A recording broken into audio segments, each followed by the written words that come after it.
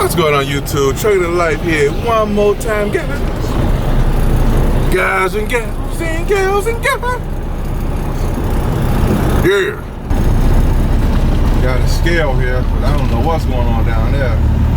Got to scale this low right quick, and I'm gonna see what's going on with it. So we get the weights right on it right quick, and we'll go from there. Something going on down. I don't know you guys to the right over there. It's like a bunch of trucks I don't know what's causing that. I think I better back up.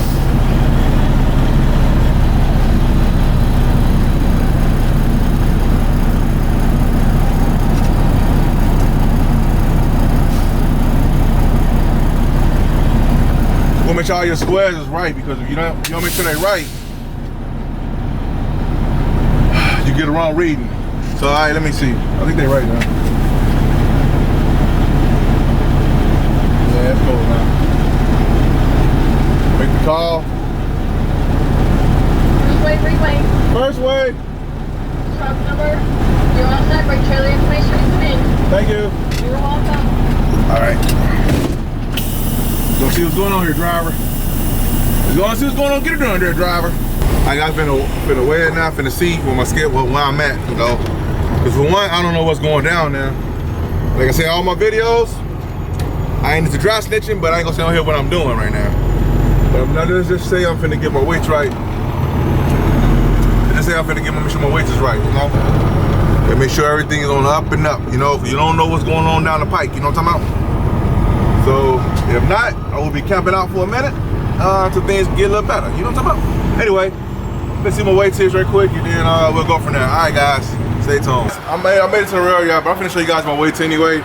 But I don't know what caused that traffic, because what happened was, we was right here, rail yard was right there, but I had to go way like this, way around, just come back right here because of all of this traffic right here. What was the reason? I don't know. I really don't know. But anyway, here's the weights, right? That's the weights right there. So I was decent, but it just felt super heavy. I wanted to make sure in case I ran into a situation, you know, you gotta stay ready so you have to get ready, you know what I'm talking about? But anyway, man, what? That didn't make the cut, you know what I'm saying? It's all type of stuff in here. I got my own smoke. But look, here we go. Empty hunt again. You know, the shenanigans has begun. Look at this. Look at that. Look at that. Look at that. This stuff be looking like somebody intentionally do this stuff. I don't think this, like, how do that happen? Was this somebody in a warehouse and the guy on the top floor said, oh no, I dropped the stone, and it went through the roof? How do this stuff happens? How? Like how? Anybody know in the comments, please let me know how that happens. Before you say, oh, forklift on the inside lifted up the boom from the crane from the, what's it called? The hoist on the forklift. Before anybody say that, the thing is coming down. It's not going up. Even the part in the back right here, the back part right there, I don't think you guys see it on the camera. It's down. And then the other part is down. If it was going up, I seen some when it go up and it'd be like a hole going up. That could go up and then come back down, but why would that back part be down? You see what I'm saying? I'm trying to investigate something that ain't got nothing to do with me because I can't use this box. That's too much. That's just too much. It didn't rain inside of the box. You know, man, it's like some of this stuff, guys, I can't even understand. Like, I'm trying to really understand. I really genuinely trying to understand how this stuff happens. I really don't. I don't think people that do it understand how it happens. I don't know how this stuff end up like it do, but it do. It just do. It do what it does because that's what it does because that's what it do. And what is that down there? Is that a duck? You see that guy? See that? Look at this. What's that, like let me see. Let me check a zoom in. You see that right there on top of the chassis right there? What is that? Like a metal duck? It looks like a metal duck over there. But if it is a metal duck, why is it over here? You know, guys, let me go see something. You know, I'm curious. You know, hold on. This ain't no metal duck. Oh, man, they got me, man. You mother cluckers, you son buckers. I stepped in a turd grenade. God dog it. Man, it got me. Oh, man. Son of a biscuit eater. Man, you gotta watch your feets, man. That doggone metal duck got me. You set me up. Anyway, look. Right here. Oh, it's from over there like something sitting up here, but it's not. It's just this. It's supposed to be a. I can't take it. I can't take it. I can't take it, man. It's supposed to be a pen right there. It's supposed to be a pen. You gotta watch your feet, man. Freaking guys. Man, take a major. What the heck was that? Man, take a major dump, man. I stepped all in that crap, man. You know, I had a good streak going too. You know, I ain't stepped on none in a while. But man, anyway, guys, I'm on a hunt for some stuff, guys. I'll continue the video later on. Let me get up the road. I don't know. If anybody know what happened to these boxes, let me know. I'm curious. All right, guys, stay tuned. All right, YouTube, so back another day. Back in this crazy yard, man. I'm hoping I'm able to get out. I gotta deal with Mr. Crane dude one more again. But I ain't gonna talk about all that. I'm gonna talk about the trucking world, how the trucking stuff get messed up, and the truth behind being owner operators. Oh, I gotta catch the Crane dude, man. Hope you don't leave. Don't leave, man. Come on, man. Fuck. Come on, Mr. Crane dude. Don't leave me, Mr. Crane dude.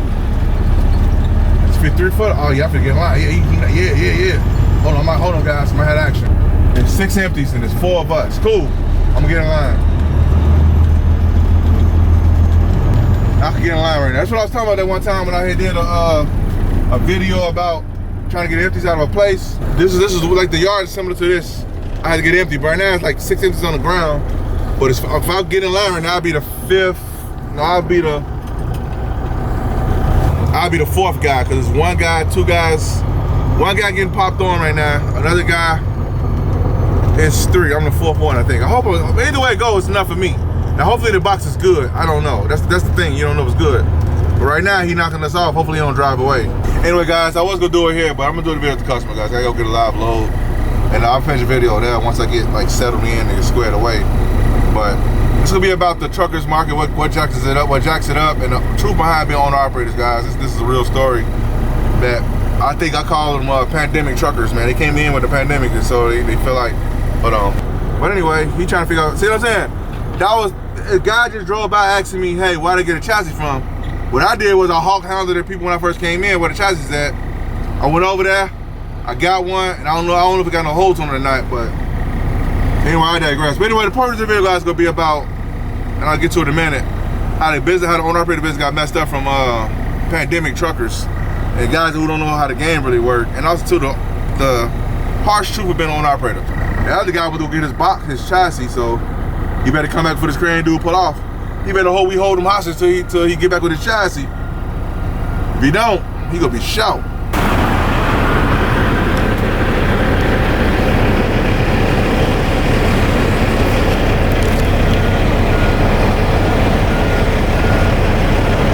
So over YouTube. So now I'm finna open these doors real quick. I got a back in the door over there. So open these doors and get on with the video.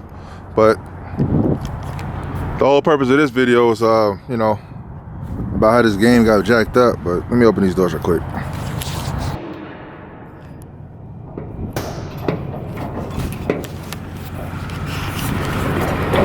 Somebody, they had some tires in there or something. Somebody rubber tires in there. So when I got this empty earlier, oh, right, fuck it the video, guys. Come on, man. Hold on. There we go. Hold on. Man, hold on. There we go. I should check these hinges before I pull it off earlier. I ain't even check, but hopefully it's good. They don't look too jacked up. Always check them hinges when you ain't able to open the doors. These hinges will be jacked up. Like, I had a trailer the other day, the bottom hinge was like sticking out. It was like sticking out, like, nope, no good. It depends on how bad it is. You could still probably open it, but the way that one was sticking out, it was no good. It was blocking it from closing all the way. The way the hinge was like messed up, so but yeah, but anyway, earlier, when I was getting this empty out, the guy, I told you there's 6 empties on the ground. No, but it was like 4 of us total. A guy pulled up after me. The empties was going real fast. And the guy that went to go get the chassis, I don't think he made it back in time. But the other guy rolled up, and the Crane dude rolled off.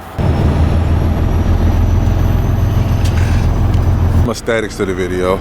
And you guys probably seen me back into the places 1,000 times by now if you've been following me a while. But I got some new subscribers on the channel, so I just want to, you know, add some more aesthetics to the whole joint. You know what I'm talking about? Where could the dock be? Where could the dock be? I always get stuck. It's like a little dip over here. My dry tires get stuck on sometimes. I'm gonna make sure I don't go to that dip this time. All right, some more curve, a little bit more. Turn, trailer, turn. Turn, trailer, turn. Oh yeah, oh yeah. There go that dip, I felt it. Felt the dip. I ain't get stuck today, buddy.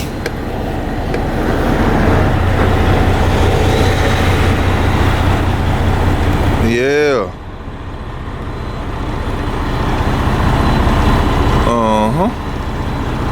So anyway, alright YouTube, I don't know how good the screen is right now, but I'm being loaded, so the truck rocking all crazy, that's what's going on. Look, this video right here, it's not gonna be long drawn out. I had a little bit of rail aesthetics in here, a little more trucking stuff aesthetics in here too, so I try to add a little bit of flavor to the video, but the whole purpose of this video is like, I call a lot of the guys the pandemic truckers that came in during the pandemic where things was kind of good, where they needed essential workers. What you had was you had a mass flock of people who became owner-operators and started trucking companies, right? Some were successful, but some actually went under. A lot of people went under. I know a couple guys that lost their trucks, right? Now, I'm not saying it's bad or good if you do it or not. I'm just saying just learn the game so you don't get messed up like a lot of people did. A lot of people get messed up, you know? They catching a wave or riding a trend. And sometimes that works, sometimes it don't. But the trucking industry jacked up by itself because I call this like an opportunist. This industry is like an opportunist industry, like anything else, but with trucking it's more volatile opportunists. They look like sheep, but they wolves. Everybody trying to get over on each other. Everybody. You got the driver trying to screw over the company. You got, not all the drivers, not all companies either, but I'm talking about like as a I would say most, but I would say a lot of people in this industry are opportunists. You got people out there trying to reach their hand in your pocket to get your money, your dough. So it's kind of, this business is one of the businesses where it's like I call this like a magician business. And now guys, I'm not complaining. I'm just giving real talk. I get a lot of emails and people I talk to that say, well, I want to become an owner operator. I remember this one guy in particular. I ain't gonna say his name on here. I don't know. Shout out to you though for even talking to me about it. Because most people wouldn't say nothing about it. Kept it to themselves. But anyway, he was like, he's doing $1,800 a week to $2,200, $2,400 a week. Bring home to his pocket as a company driver. Right? As a company driver, not owner operator. And he was like, hey, I'm thinking about becoming an owner operator. And I was like, what'd you tell me you bring home again? And he told me. And I said, okay, what's the reason for being an owner operator? What's the reason for it? And he was like, well, I want to make more money. I'm like, what, you struggling now or something? That's pretty good money. But I never had a company driver position that paid nowhere near that. Nowhere near that. Now, if he was lying, I don't know. I'm not finna go in my man's pocket and say, hey, show me the stubs. But I'm just going off of what you're telling me and what's going on out here, what I see in the industry. And I've seen a couple companies over the years that actually paid close to that. There's company drivers, but I never worked for them. I knew people that worked for these companies. And those companies was a small niche company where you got to know some people to get into them companies. Like, if you ain't know nobody, you want to get in. You ain't see they companies on, they ads on Craigslist. That one wasn't that type of company, but anyway, I digress. So I said, you got a position like that and you want to make more money. I said, how much more money you want to make? He said, I own operators over here making about $5,000 to $7,000 a week. I said, okay. That on surface, that looks good. And I'm gonna get to this in a minute. On the surface, that looks amazing.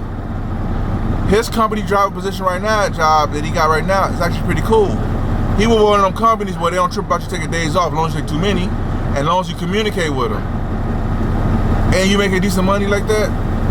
Now the only downside is they deal with like the side of the road guys that I don't like too much. The 20s and 40s. They deal with them. But other than that, if everything go right, you getting your at minimum, you're getting your $1,600 a week as a company driver. I said, what's your plan? What do you got? Well, I asked him what was his plan. We went to talking or whatever. And he's telling me his plan. I'm like, man, that plan don't sound too good for the risk you're willing to take for them extra couple thousand you make. You might spend that on a truck. Which brings me to my next point. I knew guys, and I still know guys to this day. In fact, I just know a guy recently went through 3 trucks. The last one, he threw a ride. Shout out to that brother, man. He got a real, that brother, he's real. What's that when you endure some stuff? You not durable. You what's that called? Anyway, I don't know. Anyway, so shout out to that brother. He tough. I just say that he got the brain with to be tough because earlier, I think it was earlier this year, he blew a motor in another truck. Earlier last year he blew a motor in another truck. This year he blew a motor in another truck. It's like, and then before the motor blew, he was telling me that his truck was in the shop. So anyway, I was trying to explain to the other guy who I was talking to about becoming an owner-operator. Even though he was an owner-operator before, but it didn't work out, he became a company driver again, now he's back owner-operator. And he's still a company driver now, but he wanted to become an owner-operator. I told him, I said, hey, bro, to be honest with you, man, I wouldn't make a move. Not with that plan you got. All you just want to make more money. I said, well, you can't manage the money you got now. What means you gonna manage more money you make? And then when more money you make, here's the thing that trick a lot of people. This ain't even a rant video. This is just people out there. If you want to become an owner operator, get a trucking company or whatever, you gotta know these things. You gotta know these things. The profit margins are not that big in trucking. I think people see the big numbers. When they do make big numbers, they believe that that's the money that's yours. They're not factoring in taxes, health insurance, especially if you're your own self-employed, everything. They not factoring in breakdowns and drivers leaving your truck somewhere or stealing your fuel or man, you name the expenses that can come in this business. I can name it down, itemize it down by down, because I've been dealing with them. Only one I ain't dealt with was the drivers. Cause I told you I don't want to babysit no wrong people. I just don't want to babysit nobody. But anyway, so if you break down all them numbers, the profit margins is probably 15, maybe 20% overall on the average. Matter of fact, the guy that I was talking about, shout out to you, man. My hats off to you. I'll tell you, boy, because I would have ran for the hills with the stuff he went through. But he's sticking it out. He's a tough cookie, man. Real tough cookie. So his truck went in the shop for a repair. It was leaking oil, right? They said, well, your oil leaking from here, whatever. And then he put off the lot, the truck was in the shop for a week to fix I forgot what the name of that. It was like they had to take off the top half of the motor to get to the bottom, to get to that part to fix the gasket and put it back together. So anyway, they put it back together. A week later, he get 20 miles down the road, throw a ride. As soon as he leave the shop. So now he's in a position where he have to try to go after the company that supposedly fixed his truck. And now he went in for an oil leak. He come out with no truck. He come out with a truck, but he ended up with no truck. Because now the truck got to get towed to a safe haven until they sort out the details. If it do got to go back to the shop, you got to get towed back to the shop because it's not drivable because the motor locked up. He threw a ride. He showed me a picture of the ride hanging out the motor. It's a hole in the side of the engine. So I'm like, man, you know, but by me making it this far, I tell anybody, it's by the grace of God, because it's been some real close encounters out here with your boy. And I can't gonna lie, that stuff like that, especially what my man's went through, it'll be rough, man. So anyway, what I'm saying is, guys and gals, I'm sorry, I went down the rabbit hole. What I'm saying is, before you become an owner operator, consider these things. And if you're a truck driver and not an owner operator, it's this business, opportunist business, man. You just here goes a steel story real quick, and I'm gonna end this video, guys. I remember I was running bailed cardboard. You know how they bail up cardboards for a recycling company. And any of you guys that see my older video when I had the accidents, and I said I work for a recycling company, this is the company I'm talking about. I was doing runs that supposed to pay so much money, which I didn't know, and I kind of found out I wouldn't get paid nowhere near that. And this is where the opportunities of the company side come into play. I was making what, $13 or $14 an hour, somewhere up in there. I think it was $14 an hour to drive a semi. I'm gonna say that again for the people in the back. I was getting paid $13 or $14 an hour to drive a semi. And I wasn't even driving a semi all the time. I was mainly in a warehouse on some freaking Bobcat looking thing. Then when I wasn't on that thing, I was in a straight job, which I hated. But then when they finally did put me in a semi, I had 2 accidents in one night. But anyway, let's make them. Anyway, the video ain't about that, okay? The video's about is, I was getting paid $13, $14 an hour to drive a semi. I could have made more money as a warehouse worker. But when you don't know better, you can't do better. So anybody out here doing, like I talk to guys, they say, man, I just saved up $10,000 to buy me a truck. I was like, how was you able to save $10,000? I'm curious about that. Let me know. How was you able to do that with trucking? I'm trying to figure out how you would. If you're able to do that with trucking, I would take the $10,000. First of all, here's the nugget, and I'm gonna get off here. This is it, guys. First thing is, I would tell anybody, find out what you wanna do with the money you make, whether it's from trucking or anything. But I'm talking about trucking here. Find out what you want to do with the money you make. The extra, so quote unquote, extra money you think you could be making, which you may make it sometime, but I told you guys, you gonna have a 3-month span of good. 2 or 3 months can wipe out all that plus some. A lot of guys don't see that side of the game. But anyway, find out what you want to make, what you want to do with the money you make before you jump out there, take on more risks, and you don't even know the reward. I just want to make more money. I give you another $1, you got more money. What you gonna do with it? It's not enough. And once I give you that $1, what you gonna do with the $1 to make sure it make more money? That's the purpose of working. This is a eye-opening experience, guys. You got to be careful out here in the trucking business, and when you become an owner operator and a pandemic truckers, I call them. I don't see none of them guys around right now. I really don't. Whether they're on YouTube or they're in person. I seen some guys in person that did it. They went and bought some trucks because things was good. I don't see them guys right now, guys. This is a marathon, not a sprint. It's a marathon. But anyway, all right, YouTube. Hope this video is helpful. Give you a little understand what's going around here. I got the green light too, man, so if I put it out of here. You know what I'm talking about? See you guys next video. Peace.